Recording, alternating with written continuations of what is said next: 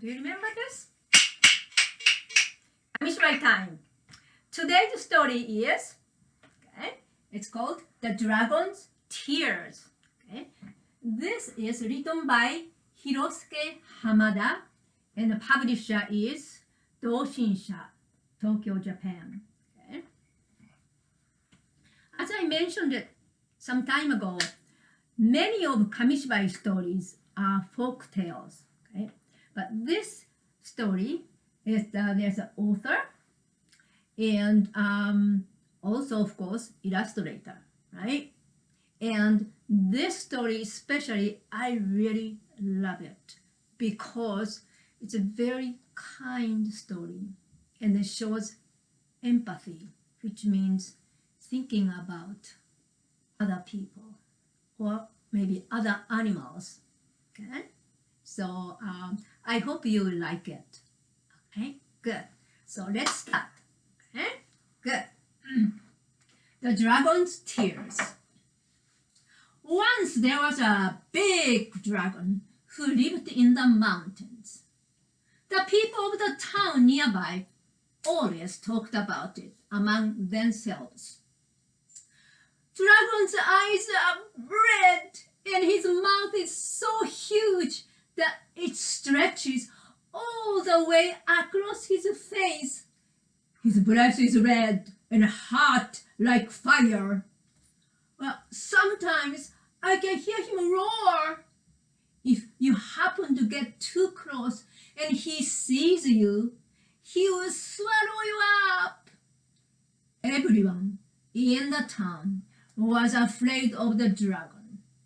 Everyone hated him.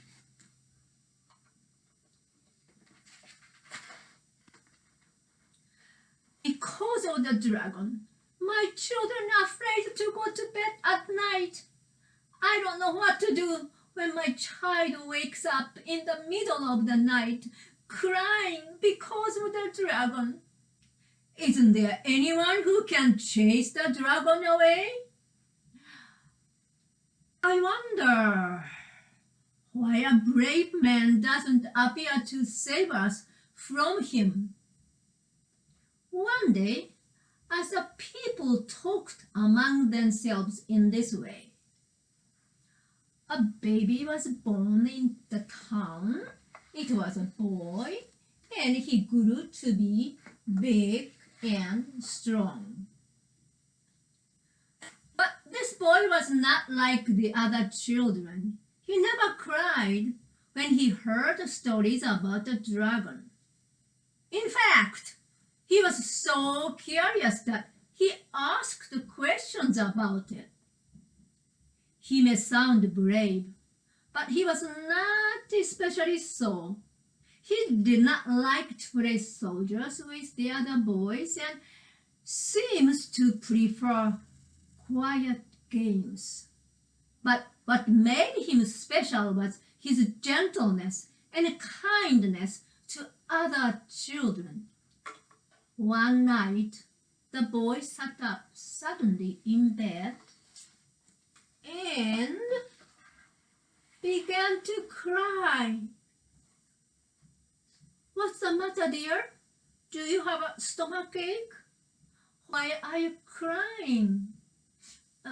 It's the dragon. Don't be frightened, dear. The dragon doesn't take away good children. You don't understand, Mother. I'm not afraid of the dragon. Then why are you crying? I feel sorry for him. What do you mean? Why should you feel sorry for him? Why? Don't you see? No one is nice to him.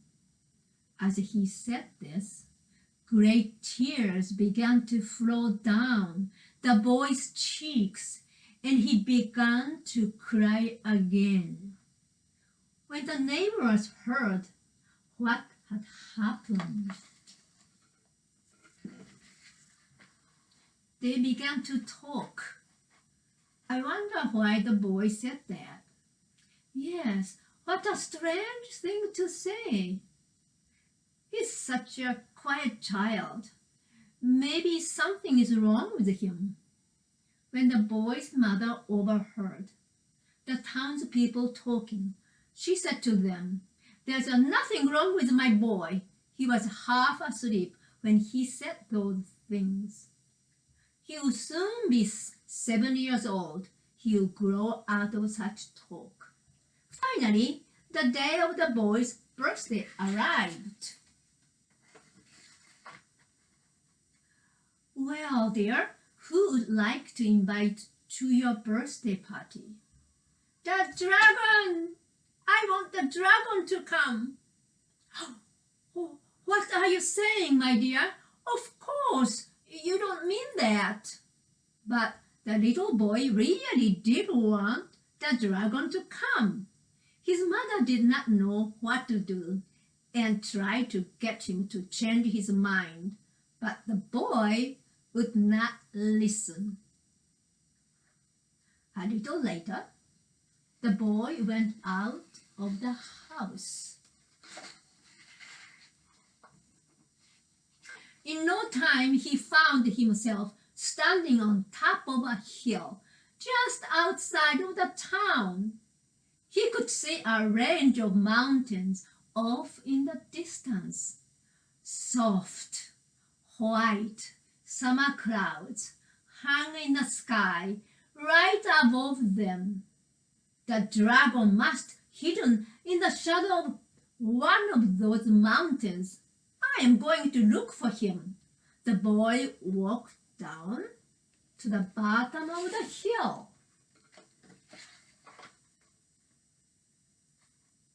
He followed the road for miles and miles. When he got tired, he slept in the woods. When he got hungry, he ate nuts from the trees.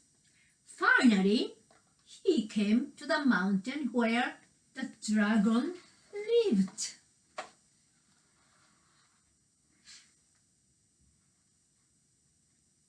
He found himself overlooking a misty valley and could hear the roar of a mighty river below.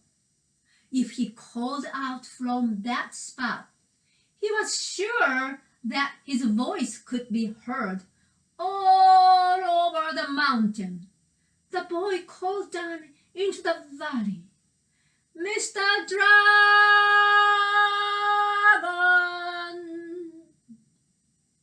Mr. Dragon!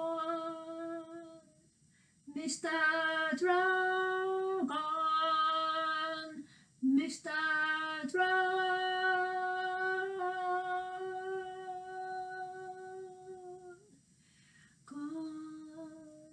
His voice echoed and then disappeared below. Now, the dragon was sleeping in his cold, dark cave. "What's that? Someone's calling me. How strange. Who could it be?" The dragon lifted up his head and answered back. "What do you want?" "Please come out." It was a voice of a young child. The dragon became more and more curious, and heaving his long body up from the ground, lumbered out of his cave. "So it was you that just called me?" The sound his voice could make your blood run cold, and he waved his long red tongue in front of his face as he spoke. Whenever he moved, the brittle scales on his body would brush against the leaves on the trees, setting them in motion to create great gusts of wind. The little boy was watching everything. "I can see that you are not an ordinary boy. Why did you come all the way here to look for me. I want to invite you to my birthday party. You are invited. My birthday party. But I know that you've never been invited to a party before. Have you, Mr. Dragon? I can't say that I have. Well, that's why I came. You will come, won't you? Let's go to my house. There will be a lot of good things to eat. The dragon listened to what the boy said, but couldn't decide what to do. You want me to go with you? Is it really all right? Of course it is. I won't do anything to hurt you, and I will protect you if anyone is mean to you. The dragon looked seriously into the boy's face.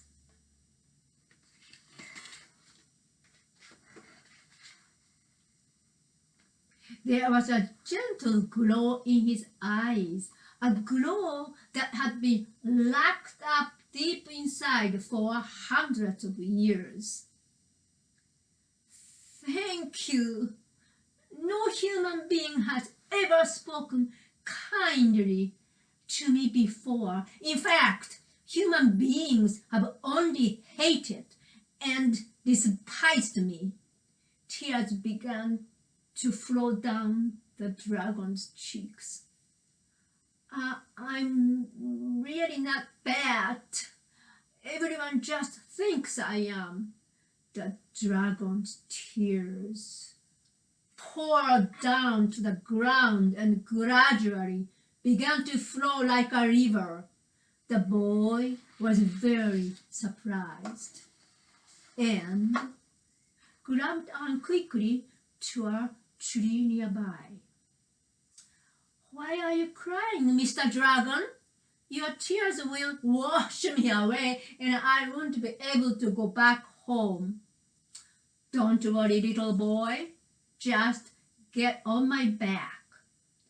By this time, the dragon's tears had become a great river. The blue of the sky reflected on the surface. The dragon's body floated on the water like a boat. Braving the waves, he carried the boy toward his home. He told the boy, "This is the happiest moment in my life. I'm going to stay on the water like this and become your boat.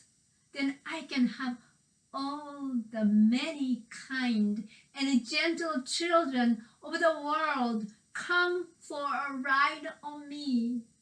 Soon the boy's tongue could be seen on the bank in the distance. Suddenly, one end of the dragon's body began to change, and he turned slowly into a black boat. His breath became smoke, and his roar, the tooting of the boat's steam whistle. When the people of the town caught their first glimpse of the black steamboat and the little boy riding on it, how surprised they are! And what a splendid homecoming they gave to the boy and his new friend. The end. How did you like the story, Dragon's Tears? Did you love it? I love it very, very much. Very kind story. All right, good. Okay, I'm going to show you one very simple craft. So I'm going to close this till next time. Okay, put it down here. Very simple craft is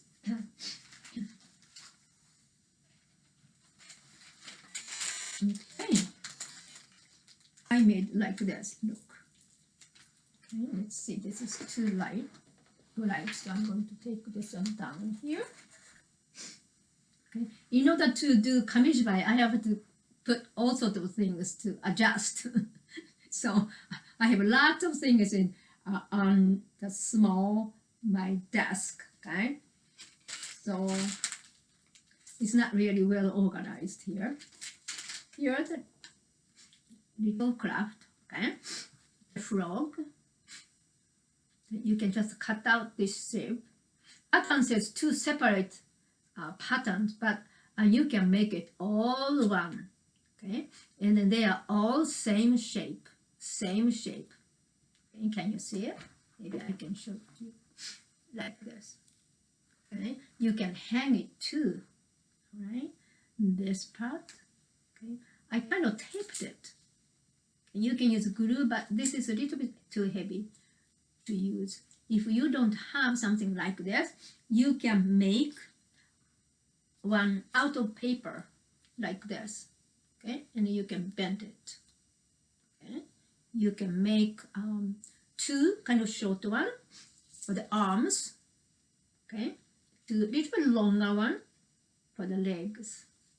Okay, and eyes, you don't have plastic eyes like this. You can create out of paper and a marker. Okay, like this. Very easy. Good. All right. So very good. Whatever you have any materials, paper or anything, you can create anything. All right. No need to purchase something. Right. That's the way I think I always did it. Okay. Sometimes I might purchase something for library programs, but basically I use paper, glue, tape, and markers and things like that. So I hope you will be creative and you'll make something great out of nothing. Right? Okay. Thank you very much for joining me, and I will see you next time. Okay. Till then, okay, read lots of books. Okay, and then be safe. Okay, and then continue to be healthy.